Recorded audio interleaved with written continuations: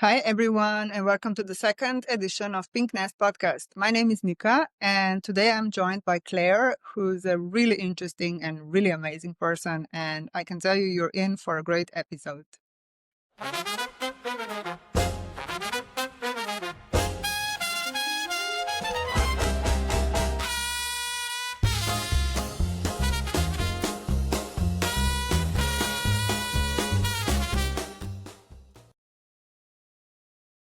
Hi, everyone, and welcome to Pink Nest podcast, another one.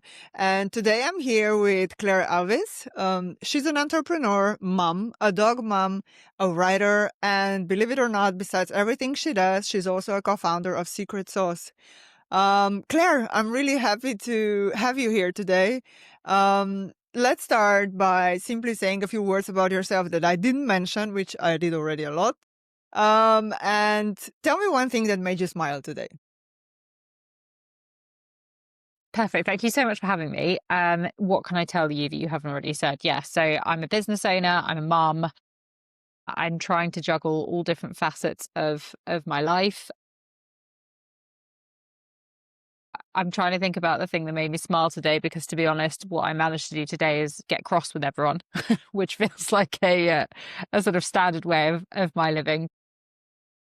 But actually, what really made me smile was when my children kind of looked at me and were like, "Oh my God, Mum, just calm down, chill out." And it makes you realize that sometimes you do majorly overstress the small things, and sometimes it's just better to listen to your children and chill out. Yeah, it's often, not sometimes. I think Yeah. that often we are missing this perspective that a child has, which is like just completely unbiased perspective to life. And it really helps. Yeah, I agree with I you. agree.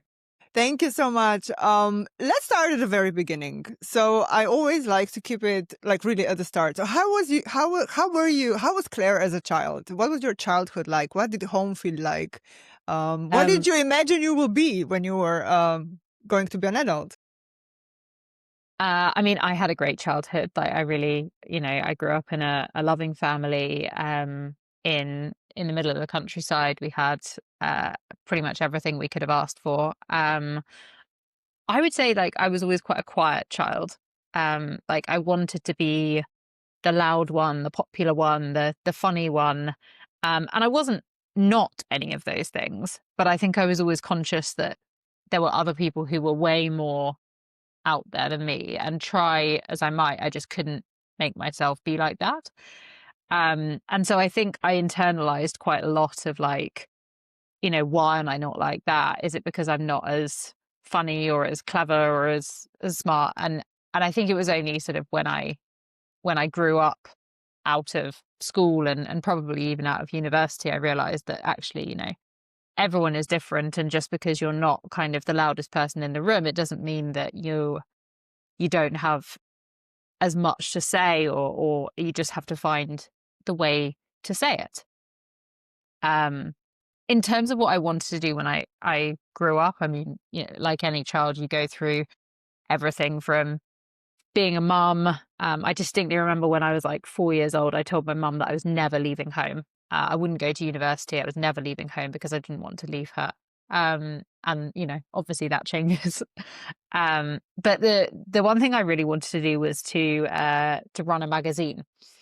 And I don't really know where that came from. I think when I was younger, my grandpa gave me a subscription to Vogue, and I was just so entranced by, like, how beautiful it was. But honestly, it wasn't really to do with writing or the magazine. It was actually to do with kind of selling it and having a business that made a magazine. And I guess that kind of has played out in how my career has gone to date, I guess. Yeah. And do you want to share a little bit more about your career up to date? Sure. Please. So media became something I was very interested in. I did various kind of work experiences at newspapers and things like that. But ultimately, as I think we've all seen, like, the written press is a very hard thing to do anymore because people just don't pay for it. So I went into TV. And I worked on various live shows. I actually worked on live cooking shows. So I don't know if you've ever seen Saturday Kitchen, but that was my that was how I started work. And it was so much fun. Loved it. It was probably one of the best jobs you could get out of uni because you got to do all sorts of cool things. You got to go to press events. It was fun. But what I quickly realized was actually you end up doing the same thing, and even when you get promoted, you do the same thing. You just do slightly different versions of it. And what I was more interested in, to kind of come back to this, the magazine dream when I was a kid, was how businesses worked. And so via a slightly circuitous path, I ended up going into startups. The first startup I worked for was Deliveroo, and then I worked for a number of other startups throughout my career, and uh, it was really interesting. Like, I'd never worked for a kind of business like that where everything was so fast paced, and you were given so much autonomy with your decision making.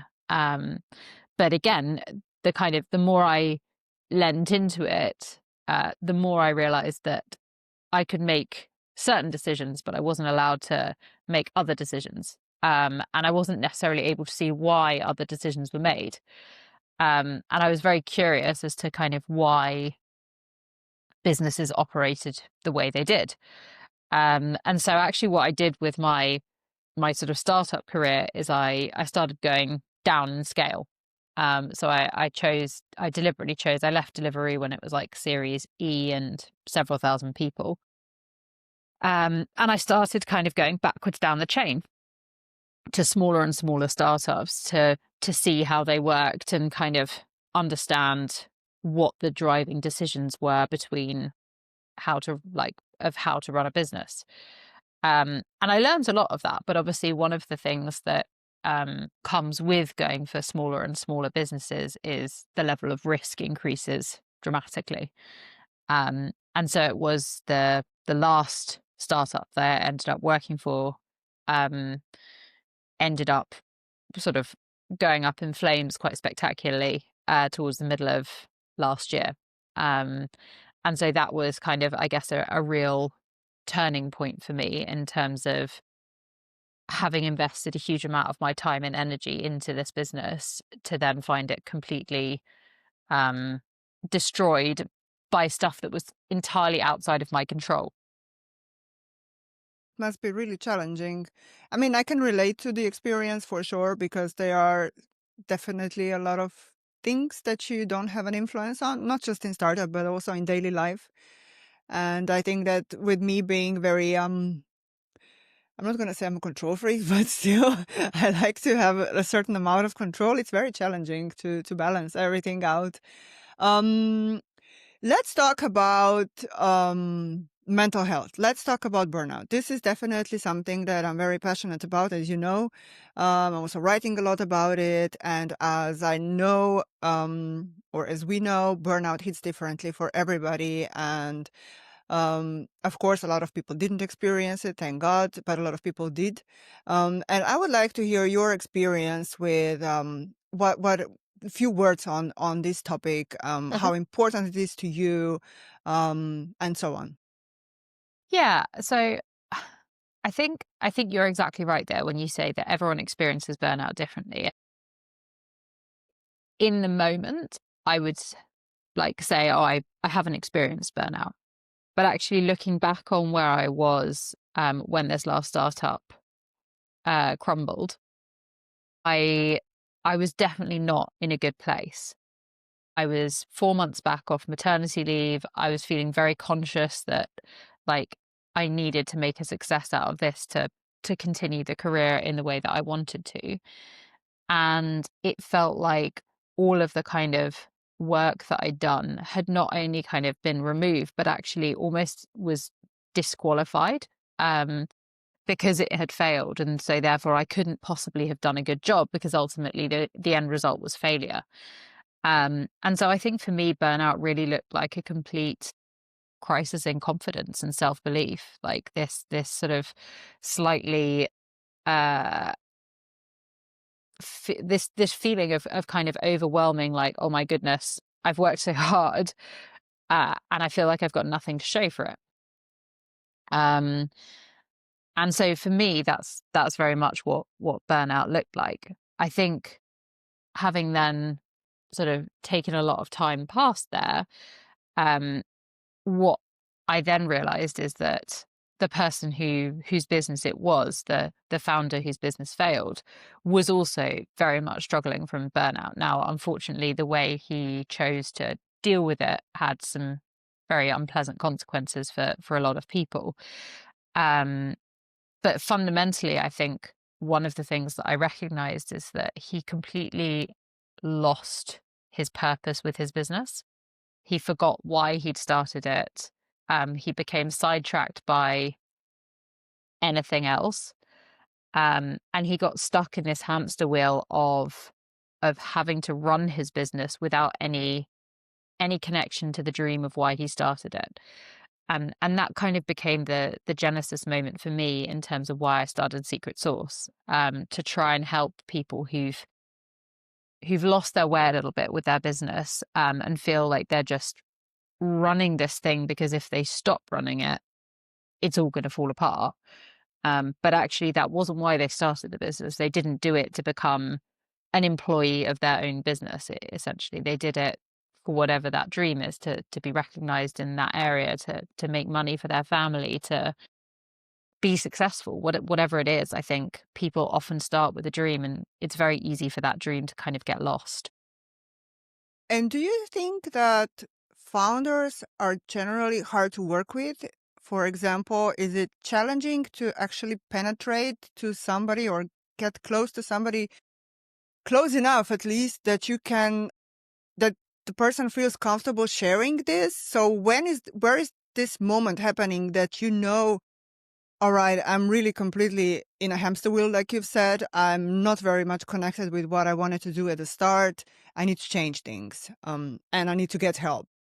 I think people often eh, they identify the problem, but they don't understand the symptom, or the root cause of it. So a lot of people will feel like they're overwhelmed, like they've got too much to do. A lot of them will feel like they can't delegate things because it's got to be done their way. These are things that we see played out all the time on LinkedIn or wherever it is. Um, but I think then it also becomes a kind of, oh, I've tried everything to grow, but I can't grow, and I want to grow, but actually I don't have any more time to grow.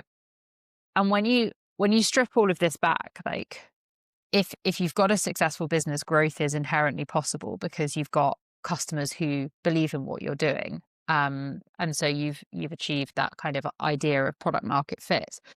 But actually, a lot of the time, what's holding them back is that they have they've identified how to get to a certain stage, and then they've just stuck there. Um, and coming back to the root cause, they've lost the ability to communicate why they started the business, which is what helps them connect with new customers and get that vision of where they actually want to go. And so to answer your question, I think it is about establishing trust and getting them to open up, but a lot of the time it's actually about kind of getting them to take a step back and say, like, I know that this is your problem as you see it. Like you're stuck, you're doing everything. You need to figure out a way to not do everything. But actually a lot of the problem with it is because you've kind of lost the longer vision of where you actually want to go with it. I think that, and I also wrote about this on LinkedIn, it's very challenging today because we're living in a society that glorifies, of course, money and looking good. And I think comparison is, as I wrote, really a thief of joy. And I can see it within my community, for example, the startup community, particularly with younger entrepreneurs. It's very challenging because the comparison moment, it's really huge. And they're wondering why somebody is more successful with raising money, why somebody has more followers on LinkedIn than they do. And it's just adding up to this bucket, let's put it like this, where it's actually hard. And if you don't make certain changes, which sometimes can be really radical, there is a good chance that will happen like it happened to your like your partner in company, in a startup, that you're just, yeah, you're just in a loop of an endless spin, and you never get anywhere unless you really get help. And I think this is really, really a challenging bit. Yeah, no, I totally agree. And I think one of the other things to bear in mind as well is that in terms of comparison, it's so, we've become such a results focused society. Everything is about I achieved this, like I did this. This is what happened when I did this. And a lot of the time we completely overlook the journey. And I do it too. Like social media, I think Yeah, is me too. particularly destructive for it because it measures it in such obvious terms, how many followers, how many subscribers, how many likes. Um, but but one of the things that my husband actually said to me recently, which I really love is you have to trust in the work, not the results. And if you've done the work and you believe that the work that you've done is good, then you keep driving towards it and you will get the results. You can't just expect the results to happen. You've got to trust in the work first, and trust that that will deliver you results. And it may not be, the overnight success story that we're all sold, but really, I think when you drill into any of these, there are no real overnight success stories. There's virality. There's, going viral on whatever social media platform of the day, but ultimately that's not bringing you your ideal customers.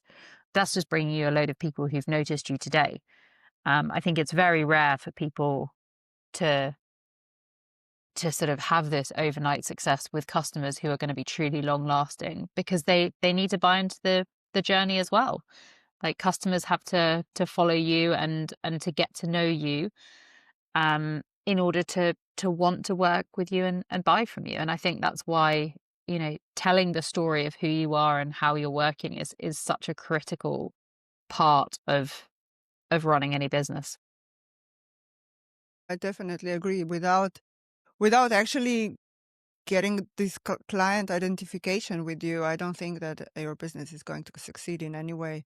What about, so we're talking about this reinvention. So what you're doing. What do you think is the scariest moment for a person running a company or a startup? Is it money? Is it relationship? Is it reputation, that they are most struggling with or have the most fear of it? How to handle it, and basically how are you doing it then to help them? I think sort of underlying all of those, right, is this fear of failure. It like you set out in your business to make money for your family. If you don't do that, you failed. You set out to become a leading authority in whatever discipline you've decided you want to go into. If you don't do that, you failed. Um, and there's this real fear of, if I put myself out there and it doesn't work, then I failed. And to your point about reputation, that then has a knock-on effect on how people perceive you. Um, I think, and I think one of the things that you really have to bear in mind here is we see failure as kind of a definite moment, like you know, I've failed, it's gone. But actually, like, that's not true. And even if it's, an entire business that's gone under and failed, that doesn't mean you can't still be successful.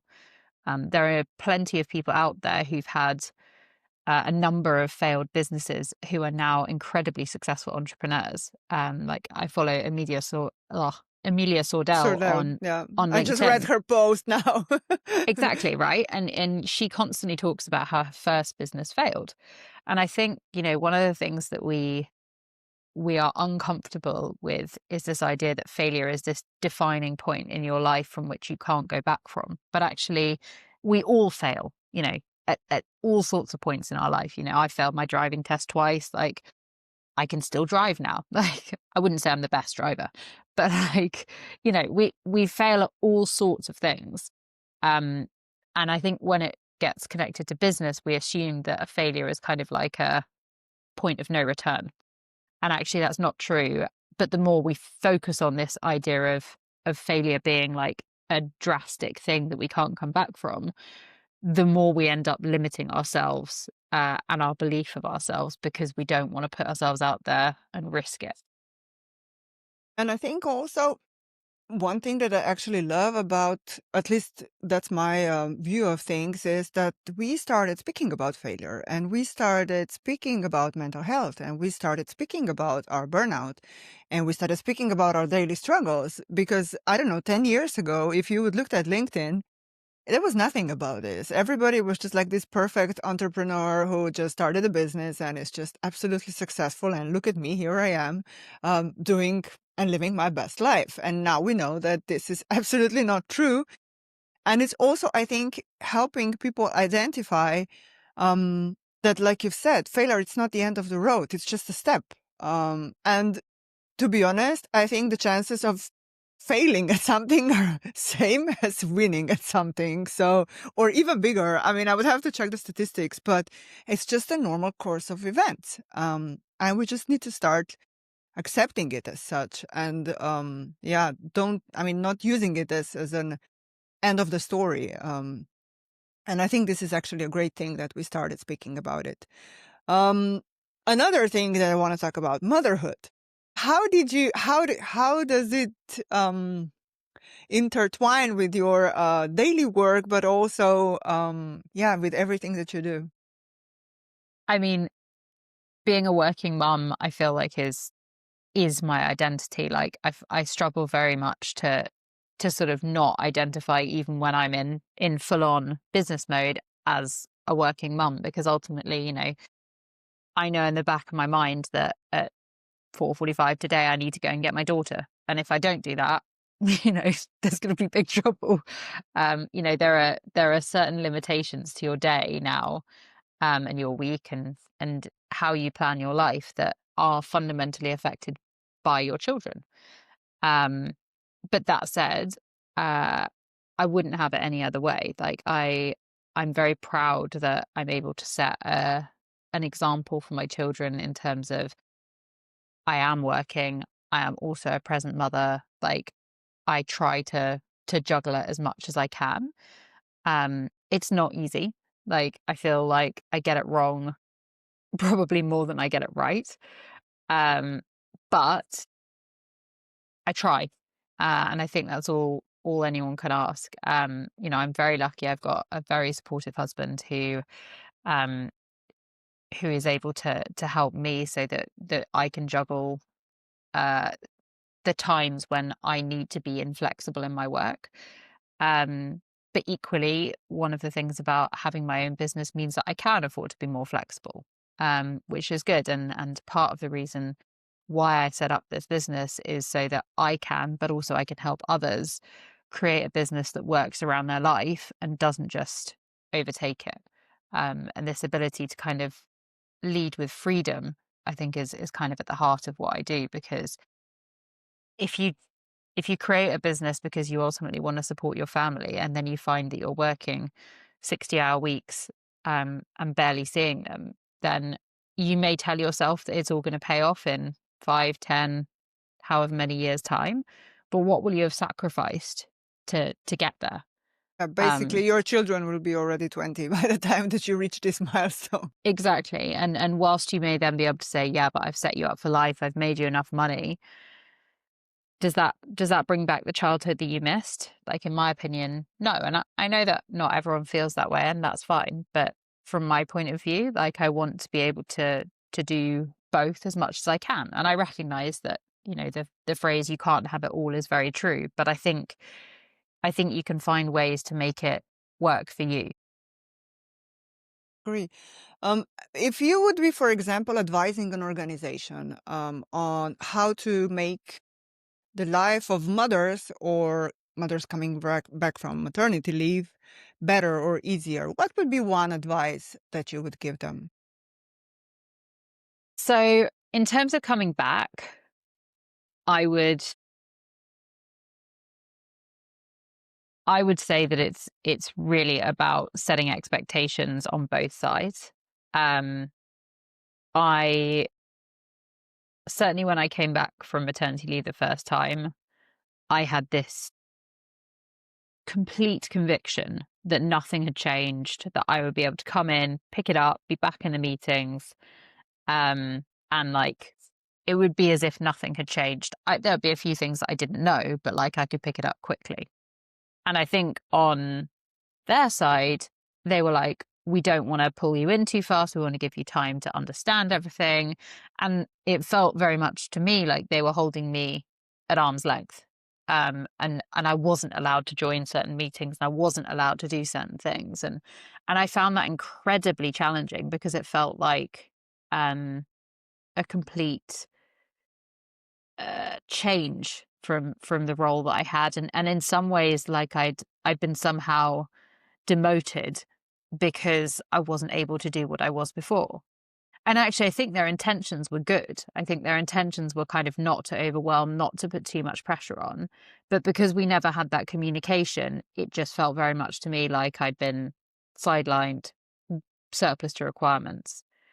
Um, However, I think in more general terms, what I would say is rather than focus on women coming back from maternity leave, if I could change anything, it would be that we stop thinking about it in terms of maternity and paternity and start thinking about parental leave, and encouraging all companies to insist that fathers take time off, ideally substantial time off, because it's only when we change this idea of mothers being the only one to take time off that things are actually going to improve, in my opinion.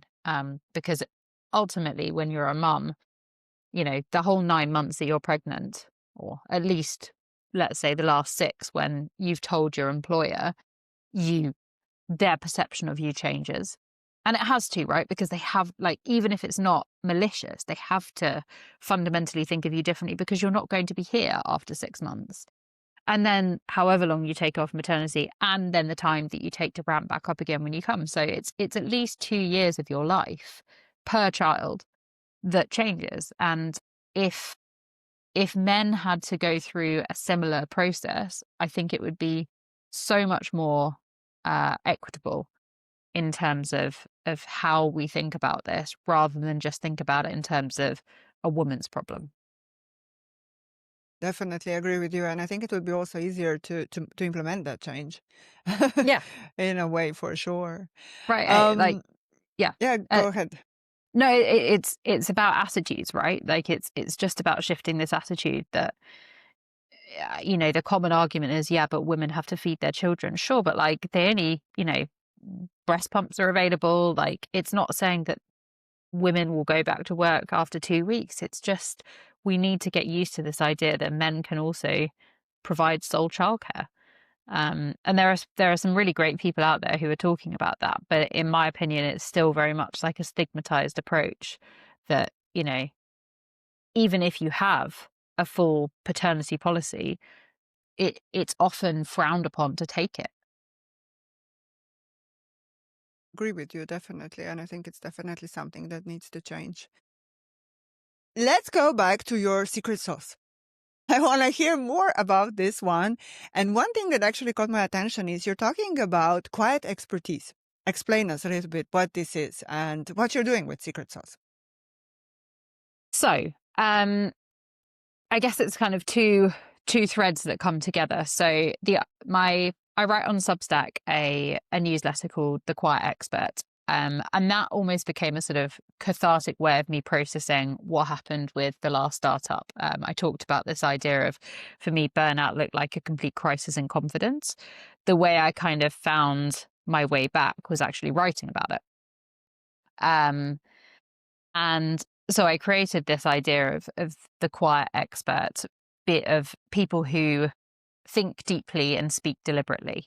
And what I mean by that is it's people who don't consider themselves the loudest person in the room, but when they do speak, they've really thought about it and they've got something to say which actually people often listen to more because it's, I guess, more unusual that they speak. Um, and and so that was how I came about this newsletter. Now, interestingly, when I sort of came up with the idea of Secret Source with my co-founder, um, we very much weren't sort of bringing the two worlds together. But the more we've kind of worked on Secret Source and the Quiet Expert, the more they have in common, essentially. That's not to say, so Secret Sauce is a community for business owners who want to lead with freedom and clarity. But that's not to say we're looking at people who are kind of specifically introverted or aren't the loudest person in the room. We're not. It, we'll work with whatever business feels like they need our support. But actually, a lot of the things that I've talked about in the Quiet Expert in terms of how you talk about yourself has actually been pulled out in Secret Sauce. So at Secret Sauce, we focus on three main pillars. We focus on your purpose, which I spoke about, kind of why you start a business. We focus obviously on the business element in terms of like how to create a sustainable business that works for your life and not the other way around. But the third pillar is voice, and it's about how you tell your own story. And I think where the two really come together for me is that uh, if you are not as confident, or if you don't like talking about your achievements and stuff like that, one of the easiest ways to get around it is to talk about yourself and talk about it in terms of like a story. Because when you're talking about a story, all of that kind of, oh, I don't want to say like I've sold, you know, uh, I've had a 6-figure month or something like that. But when you tell a story, you can do it in a way that feels natural to you. And so actually this whole journey to kind of find your voice as a business partner um, ties in very much with what I talk about in the Quiet Expert, because it's really about how to express yourself in a way that others connect with. Hmm. Really interesting. And I think, yeah, we were speaking today all day about this purpose. And I think this is really something that it's missing in the business community a lot. So we talk about sustainability a lot and everything, but the purpose, it's somehow still, yeah, quite of a secret word, I would say. Not a lot of people can identify with this. So great work. I'm really happy that we opened this conversation today. Now, one last question. How would the world look like if you had an influence? So if Claire would be running the world, how would it look like? It's a very good question. I think if I was running the world, I would want to try to find a way that I think so many of us grow up thinking that how we are is somehow not normal. Um, and whether that's because you're quiet or actually because you're very loud or because all you want to do is run around all day, I think we all end up internally judging ourselves and then judging others because of it. And I think if I could have any influence, it would be to try and help people, particularly, I guess, those growing up, to be accepting of who they are and lean into that. Because ultimately, you don't want to be a copycat of who you think the most popular person is or the most successful person is. You need to be you, and that's how you'll be successful. So I think like if I could have any influence in it, it would be to kind of help people lean into who they really are and not feel like they need to pretend to be someone else. Basically this authenticity that it's like missing. And I think with the rise of social media, this is even harder because now Right? they are not really comparing. I mean, we when we were young, or at least I when I was in school, I could compare myself to my childhood, my classmates and people children that I was playing with in a playground. But now you're comparing yourself basically to everybody that's on social media, and Exactly. And it's and and you're comparing yourself to people who aren't even remotely the same age, the same experience, the same country as anything as you. You get teenage girls comparing themselves to like, 20 something women who have an entirely different lifestyle and experience to them. And you're right. It makes it so much harder. grim. But yeah, we're wrapping up. I mean, I love the conversation and I think that it's so important what you're doing. I really loved it. Final words for our audience? I guess my final words would be figure out what the story is that you can tell and really lean into that because that is what's going to set you apart with your customers. And that's how you're going to really connect. Thank you. And of course, big thank you for taking the time and being a guest on the No, podcast. thank you. I've really enjoyed this conversation. Thank you so much. Bye bye. Bye.